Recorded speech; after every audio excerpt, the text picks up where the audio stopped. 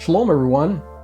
I'm hoping many of us are seeing the prophetic magnitude and the awesome power of Adonai, the God of Israel, in these recent victories against the axis of evil.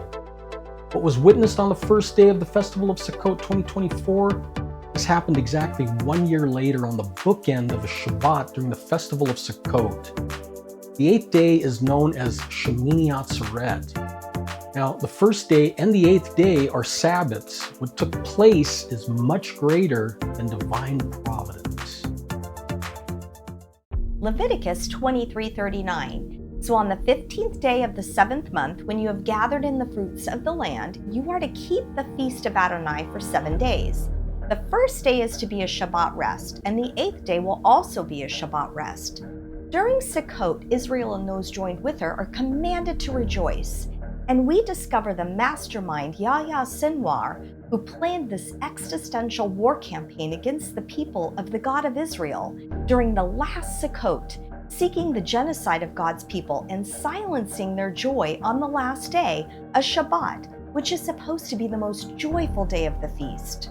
1 year later, on the very first day, a Shabbat beginning this joyful feast, this evil mastermind was eliminated.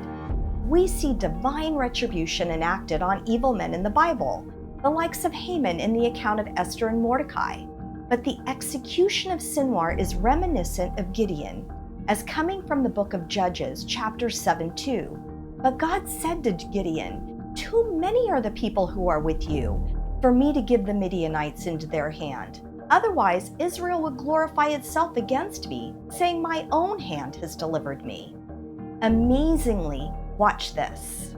It was IDF reservists, not special ops, who came across Sinwar by chance during a routine operation in Rafah yesterday, flying that drone into a building after a gun battle, spotting an armed man sitting in a chair, his face covered, his hand bleeding after being shot.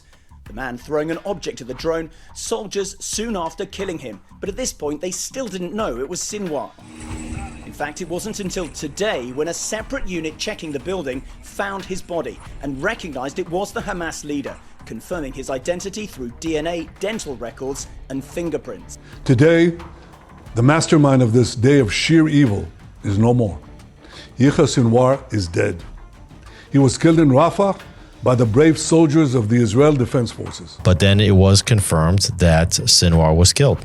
I saw last night, actually, they found a tissue in one of the tunnels, and they were able to take that tissue and match up the DNA from what they found with the information they already had. It's also important to note that the soldiers who took him out, this wasn't, as you mentioned, this wasn't a deliberate right, there wasn't intelligence. Intelligence about him. These were trainee squad commanders from an infantry school unit who happened upon this character roaming between these buildings. Right. And if you see all the Israel haters and whatnot, and the Sinwar fans out there, if you will, they made it out like he died a hero fighting back against the IDF. All I saw in that video was him trying to throw a stick at one of the drones.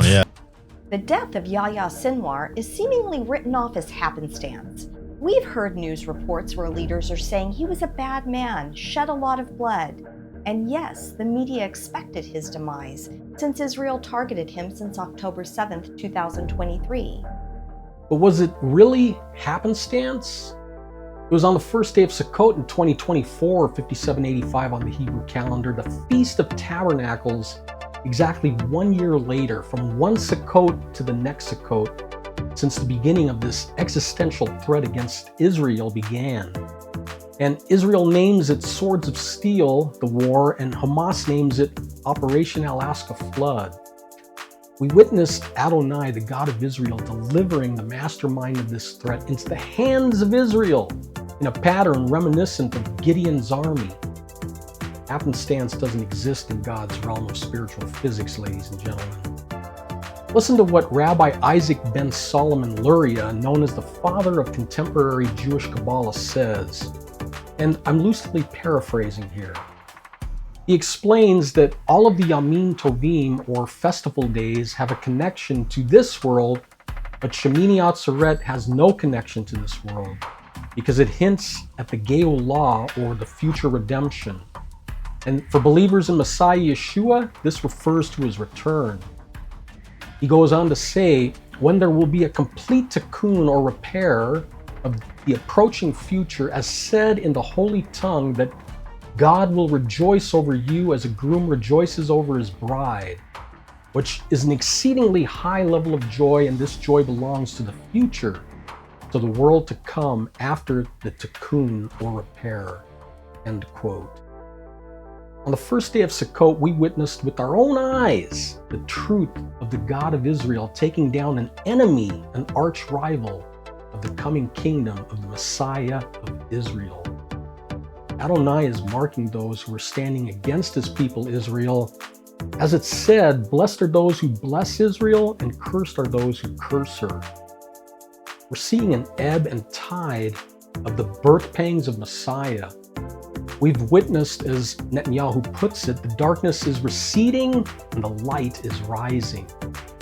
But I'm sensing we're only beginning to hear what the prophets of Israel were told by the God of Israel, along with what events are contained in the book of Revelation.